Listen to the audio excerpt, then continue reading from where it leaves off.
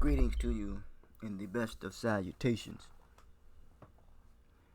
It will be prayer, power, peace, patience, and prosperity. Just want to spend a little time in this wise of what I have been observing, what I have been experiencing, and what I have in the information that I have gathered and abstracting from to this point of my life on this planet called Earth. I've always said that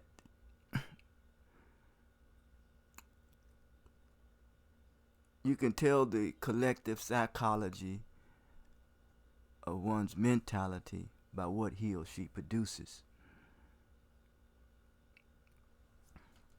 It seems as though that through the imagination of one's mind, of one's thinking,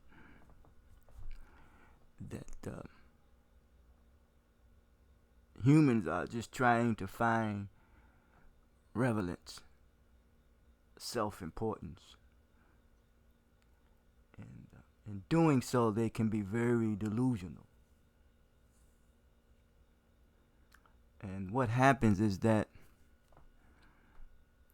when humans are externally decorated, that's external therapy, that's aesthetics, and those things which are serve as a covering of some form of protection.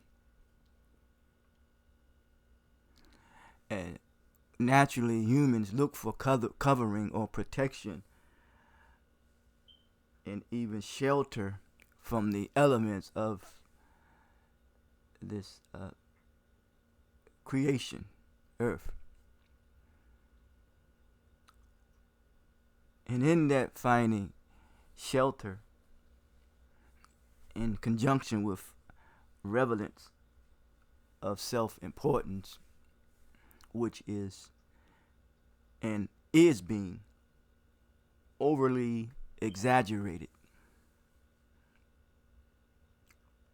The need for self-importance is overly exaggerated.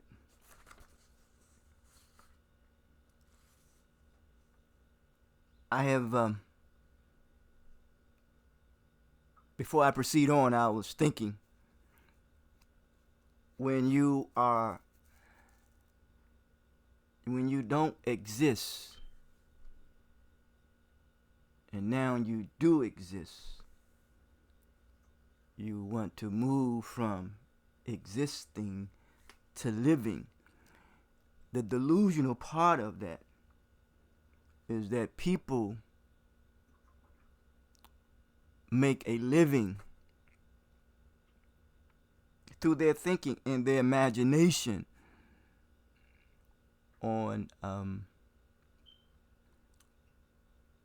making other humans not to exist, but only to exist at the extent of mind manipulation, thought control, exploitation, or what have you.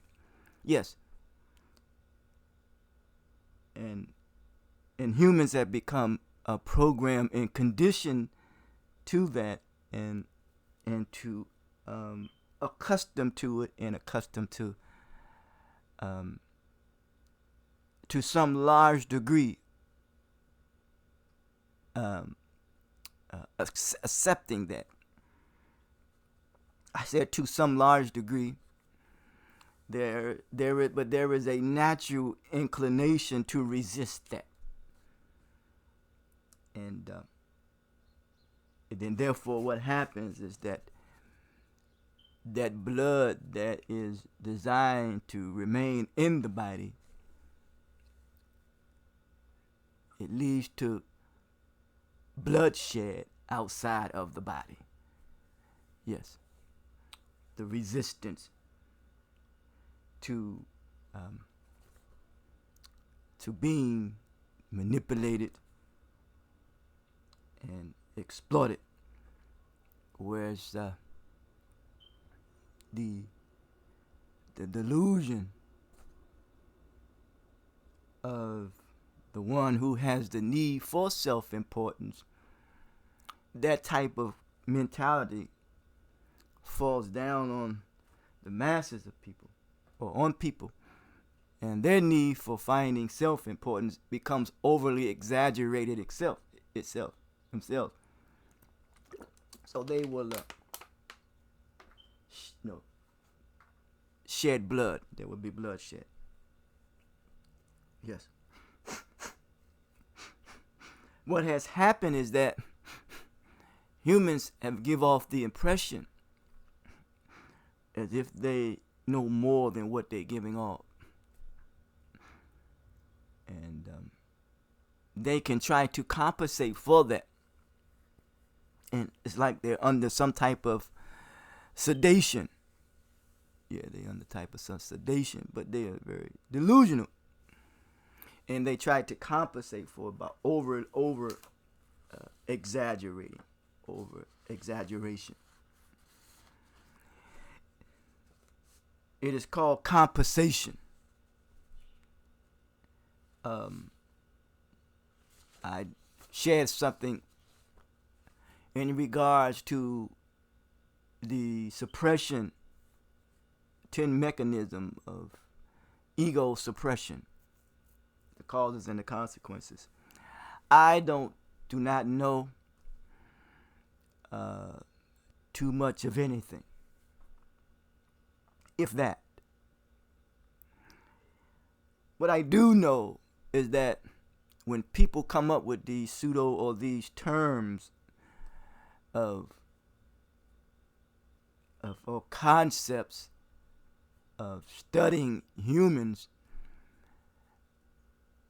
it is due to the fact that every person is a scientist. Every person is a scientist. It says that when the brain turns on,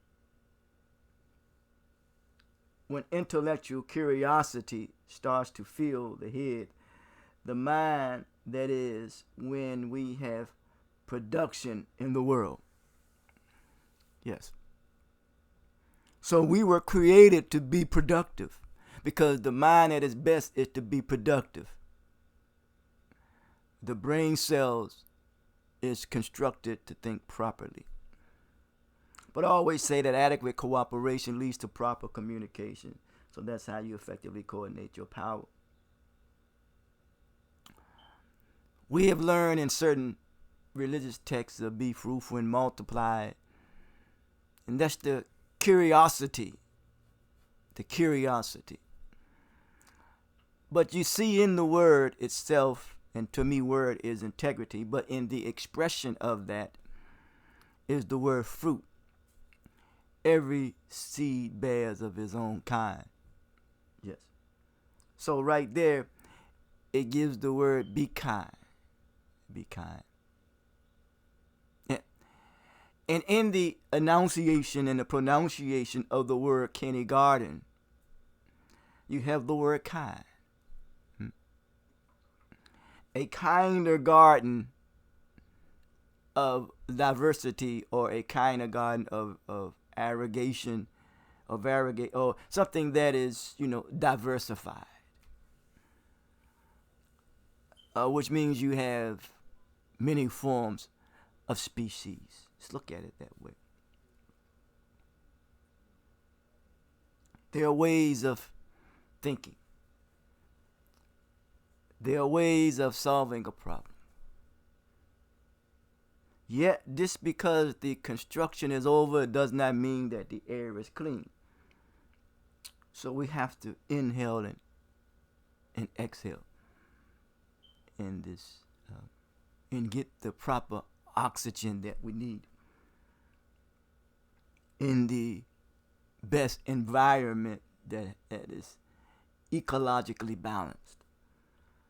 And that goes on to say and applies to our thinking or our brain or our mind, and even our whole human anatomy, how they work together.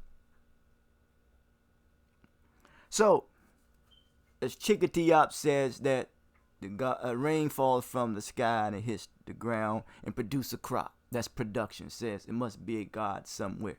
A higher power, I call it a GDD, a governance, ordinance, decree degree.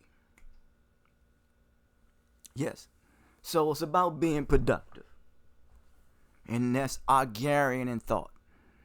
And Argarian, which means we have stake in this creation. It's an invested interest. And the soul itself is an investment. Yes. So as you see that investment is the manner and way in which we spend and use our time. I think Brother Dr. King says about time. He says, someone says, wait on time. He said, time is neutral. It can be used constructively and destructively. Nobody can chronicleize or categorize their time. Humans give the impression that they know more than what they really know. They're just trying to find relevance. Humans just trying to find relevance. And they will exaggerate it. And therefore, they will start to romanticize and fantasize. Yes. If you look at fantasy, it says we fantasize when we can do nothing about a problem that we encounter or we want to satisfy a strong need. It helps us to create an alternate reality. An alternate. In which our problem is solved, our needs are fulfilled. An alternate reality. And that is association leads to escapism.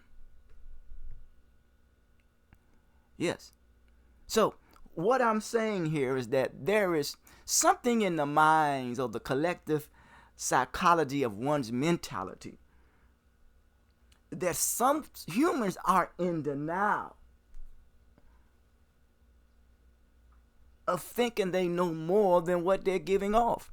Because if problems are human made and human solved, and then humans can be in denial, they can be in denial, in fact, in escaping and running away from themselves when they think that that they can control the means of productivity at the expense in distributing it to whom they want to distribute it to. And they control those means, so they are in denial of the fact that they have a mental problem, that they have a social problem, and they try to solve that problem. Through education, through economics, and through politics. And not to add and leave out religion. I'm telling you, they got a problem. Whether we want to acknowledge it or see it or not. So what is the purpose of politics? What is the purpose of economics? What is the purpose of religion? What is the purpose of education? What is the purpose of it? It's trying to solve the problem. That they have a problem. And therefore, they create a bigger problem at the expense of in denial and minimizing and running away from really saying that I don't know more than what I am giving off.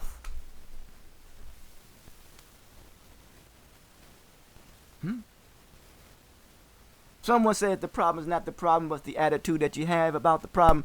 Einstein says the same level of consciousness that created the problem won't solve the problem. A denial. It means denying that anything, denying the negativity. That's an automatic distorted thought that is the inability to disconfirm. You reject any evidence or arguments that might contradict your negative thoughts. For example, when you have the thought, I am unlovable, you reject as irrelevant in any evidence that people like you.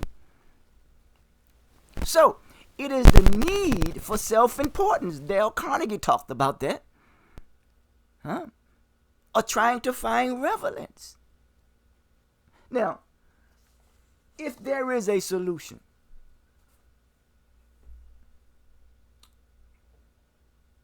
it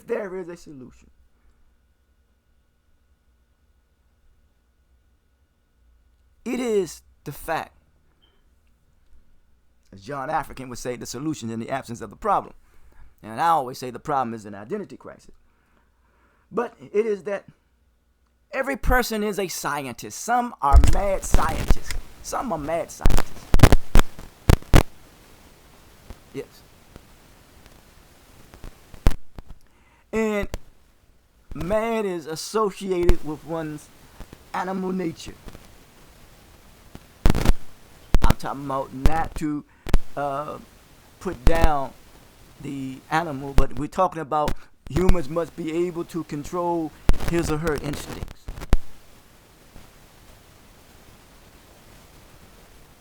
Yes. So, there is a term called a sadist. A sadist takes pleasure in causing harm, hurt, and injury. It's associated with sexual, but it takes pleasure in hurting you. So what has happened in the society that many have become accustomed to taking pleasure in deceiving, manipulating, lying, anything that hurt, harm, and endanger you. And when they do that, it gives them relevance, it gives them value. The solution is that this universe, this creation is a pleasure. But yet, there's a responsibility that comes with the pleasure. Oh, the solution is that we must be responsible and accountable for the consequences of our actions.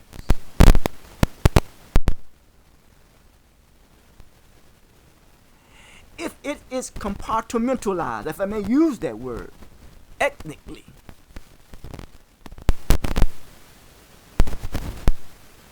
any group of people has a responsibility for their own. But yet we are of the same seed, of the same kind as human beings, so we must take responsibility of our own kind of species as being human beings, that none should be exploited, none should be manipulated, that no one should control the means of the distribution process of who gets what, how they get it, and in the manner and the way in which they get it.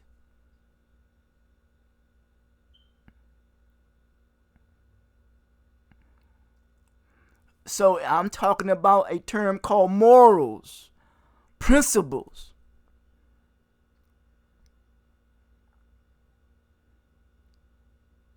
Some would say some should control the means who and get it in the manner and the way in which they get it. But if humans understand the importance that just by them being on this plane of existence, that they have value rather than trying to fit and live and fit in the world, learn to live in the world that's learn to cultivate and live in the world that's inside of each and every one of us. Because if we master that, then that will emanate from without. And we can see that that which has emanated from without have mastered the art of living in denial, mastered the art of escapism, has mastered the art of denial, have mastered the art of rationalization, have mastered the art of displacement, which means dumping your negative emotions on other people because it is safe to do so. And how it is safe to do so, because when you have social solidarity, people will proceed coming at you with caution because you have that respect that they don't need a extended weapon. Because when you take out your hurt, your harm, your negative emotions, and you hurt, harm, and endanger someone else, that's displacement.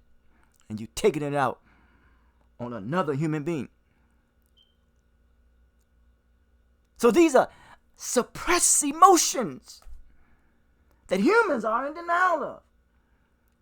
And they project that by way of media, press, television, and even language, literature. The subliminal messages or the signs are there. When you feel socially unacceptable, you will be principally driven to be acceptable. And when you are manipulated in the need to be socially acceptable, you would develop the need for violence, the need for aggression, to be aggressive, and the need for violence, because you lack the value of self-worth and you have the need to be socially accepted.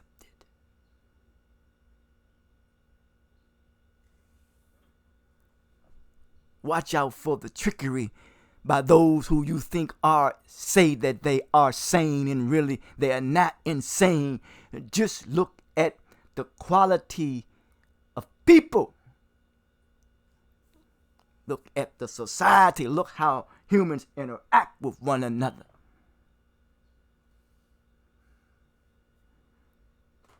While the masses of people and the rest of the people are left to imitate and duplicate the sickness in the distorted imagination of those who say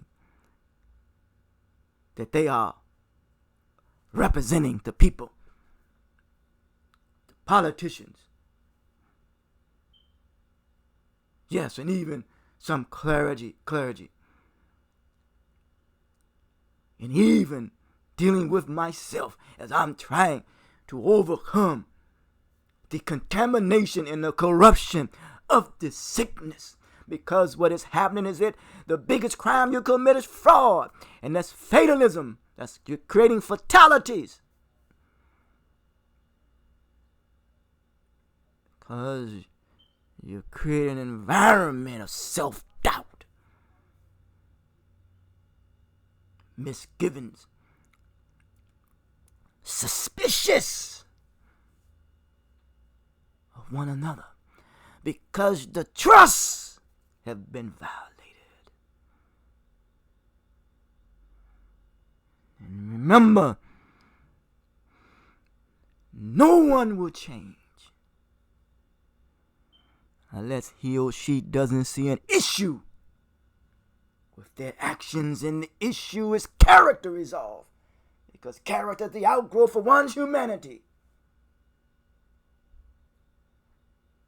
What is character? That's that thing that distinguishes you. You can think a thing and don't do it, because an intelligent person is a considerate person. An intelligent person is a thoughtful person. He takes his or her takes in consideration the consequences of his or her actions.